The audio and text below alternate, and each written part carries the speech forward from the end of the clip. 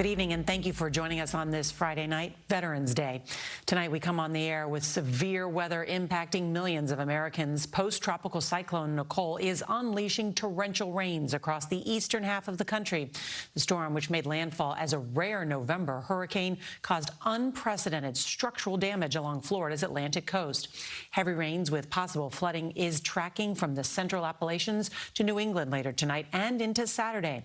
In Florida, residents are still picking up the pieces after a dangerous storm surge washed away the foundations from several beachfront homes, causing them to collapse into the Atlantic Ocean. CBS's Elise Preston will start us off tonight from the hard-hit community of Wilbur by the Sea. Good evening, Elise.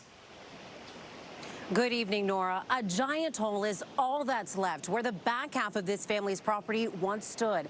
And families along the shore fear further collapse as erosion from Hurricane Nicole washed away sand from beneath their homes. Tonight, residents along Florida's East Coast are wondering what comes next. The most breathtaking moment for me personally was yesterday morning at light of day. In the coastal town of Wilbur by the Sea, Kate Rose spent the day trying to salvage what Florida's first November hurricane in 37 years didn't already take with it. For sure, it's catastrophic. It's the force of nature. Nearly half the property that has been in her family for about 40 years simply slid into the Atlantic. It gave us a sense of stability. But that stability is now compromised. Figuratively and literally, yes. Rose's home is one of 49 buildings already condemned by inspectors on this barrier island. 24 hotels and condos are rendered unsafe. Nicole is now considered a post-tropical cyclone, dumping heavy rain and triggering tornado warnings as far north as Virginia. Here in Florida, residents say Nicole finished what Hurricane Ian had started in September.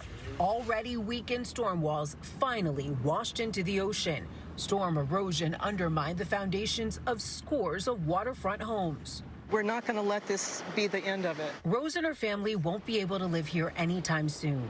But tonight, that is not their focus. This has been a lesson in reminding me of what's really important. It's family. It's not things. Much of the sand on the beaches will need to be restored, likely costing into the millions. That doesn't include rebuilding the seawalls to better protect these properties. Norah?